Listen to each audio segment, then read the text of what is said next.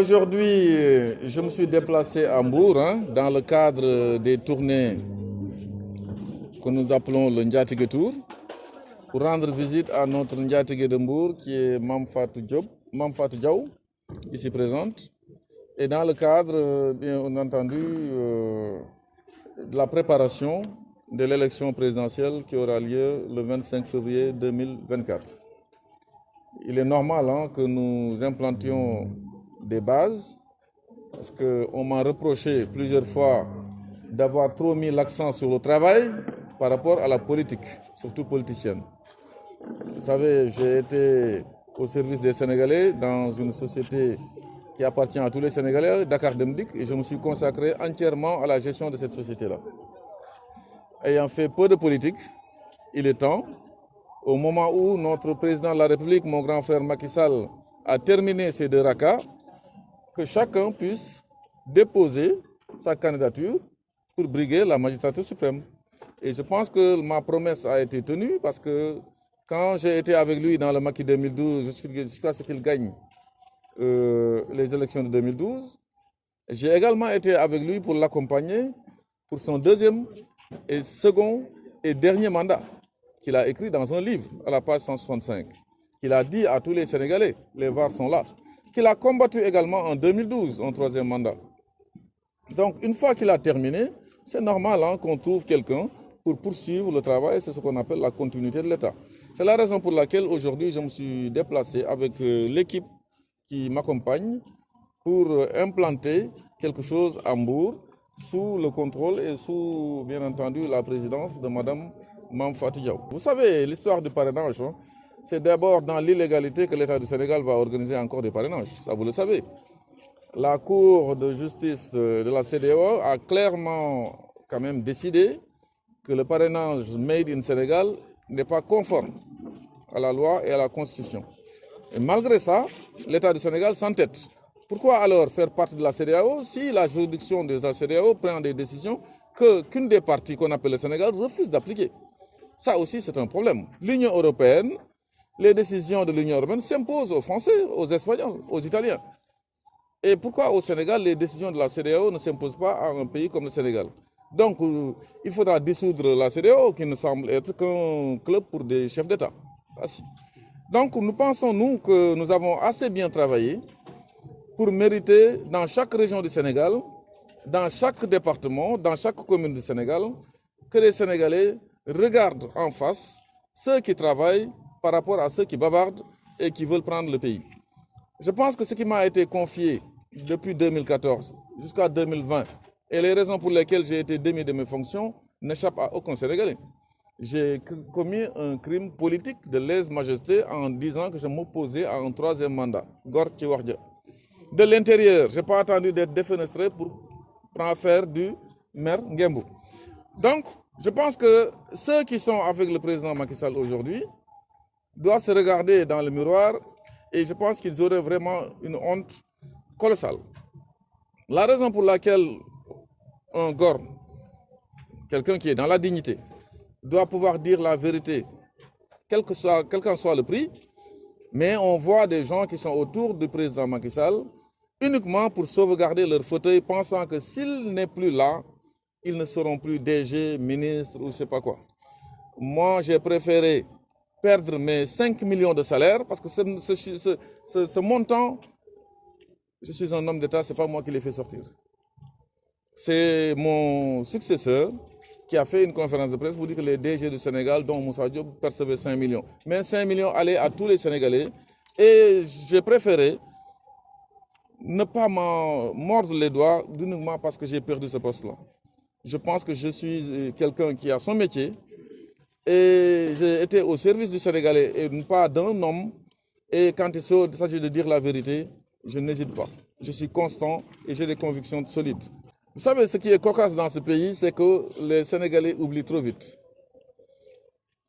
Ces derniers ont été condamnés pour détournement et escroquerie sur des deniers publics. On est d'accord? Dans toute cette affaire-là, c'est la loi sénégalaise qui s'applique. Et comment voulez-vous aujourd'hui qu'on veuille les fasse revenir pour leur confier à nouveau des deniers publics? moi je suis contre l'amnistie de ces personnes-là. Je les respecte beaucoup, mais je dis, je suis contre l'amnistie de personnes ayant détourné des deniers publics pour uniquement venir candidater et continuer à gérer des deniers publics. Ça, c'est une question de logique. C'est clair, ils sont inéligibles. Maintenant, la grande vadrouille a commencé. Hein. Chacun vient pour dire, moi je serai candidat. C'est parce que ça signifie qu'il y a des négociations sous table. Comment ça se fait-il que le PDS, le Wallou, qui s'était lié avec le Yehui pour traverser la rive, aller amoindrir un peu la force du président Macky Sall, se retrouve aujourd'hui muet, ne parle plus. Quand il s'agit de liquider politiquement l'ancien Premier ministre Aminata Touré, ils vont être avec le président de la République qu'ils voulaient combattre. Quand il s'agit de faire une motion de censure contre le gouvernement actuel, Wallou, PDS se ligue avec l'État actuel, le pouvoir actuel, et refuse à ceux avec qui ils étaient de faire. Quand il s'agit même de faire des casseroles, ils ne sont pas d'accord. Mais pour un parti d'opposition, une coalition qui s'oppose, pourquoi ne se prononce-t-il pas sur le troisième mandat? Vous connaissez leur position sur le troisième mandat? Non. Et ça, c'est abracadabrantesque. Je leur demande de se prononcer et d'arrêter les protocoles de sur table, je ne sais pas, protocole d'or, mais comment ça se fait que le monsieur soit sorti du pays comme ça et ne revienne pas au bout de 6 ans? Si j'étais à sa place, je reviendrais à la nage au Sénégal, quel qu'en soit le prix, c'est mon pays. Pour de la prison, quoi. C'est parce que des fois, donc, vous savez, deux choses à dire. Hein. Moi, je ne suis pas de cette opposition nihiliste qui, lorsqu'on leur dit que, par exemple, le régime du président Macky Sall a fait ceci, ils disent non, ils n'ont rien fait ici. Je ne suis pas de ce groupe et de cette manière de faire la politique. Le président Macky Sall a un bilan, qu'on le veuille ou non. Le 2024, ce n'est pas une question de bilan. C'est une question de raka. Il faudra qu'ils se mettent à dire salam alaikum, sinon subhanallah ledik. Il a terminé ces 2 rakas, il doit partir et quelqu'un d'autre doit venir. Ce n'est pas à lui de nous choisir qui va être le président du Sénégal. Il peut choisir son candidat. C'est conforme à la Constitution. Mais lui, nul ne peut faire plus de 2 mandats consécutifs. Il l'a écrit, il l'a dit, il l'a réitéré. Donc, pour toutes ces raisons, nous considérons que là où nous allons également, il faudra qu'on choisisse des gens qui sont dignes de foi.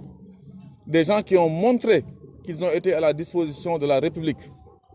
Quant au bilan immatériel, ce que nous reprochions à notre grand-père Abdoulaye Wade, ce que le président Macky Sall a fait en malgouvernance, c'est extraordinaire. L'exemple que je prends, ou bien l'un des exemples que je prends, c'est l'histoire de Petrotim. Hein. Ces 2 contrats ont été signés avec Franck Timis par Karim Wade et son père.